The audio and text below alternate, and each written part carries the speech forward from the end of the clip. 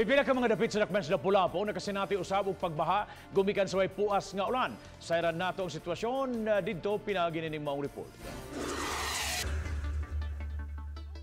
Ingon niini ang naabtan namo nga sitwasyon sa dakbayan sa Lapu-Lapu. Gisanapan sa tubig ang mga karsada sama na lang diri sa Barangay Bangkal. Walay kapilian mga tao ug mga sakyanan kun dili mo sungasong yun sa baha. Apan mas grabe ang sitwasyon sa Barangay Maribago. Ingon niini ang sitwasyon diri sa eskina Datag, Barangay Maribago sa Lapu-Lapu City. Kung atong tanawon mura na siya og dagat o sapa.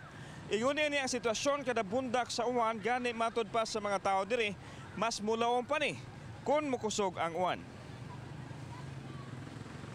Ang mga tao, mabata man o tigulang mapugos gyud sa paglusong sa kalsada nga daw sapa na tungod sa tubig kay wa na may laing kaagayan. Gani ubang mga sakinan, mutirik man og itulod na lang sa mga na-assign nga mga traffic enforcers. Alisod kay Andre, dapat na drainage.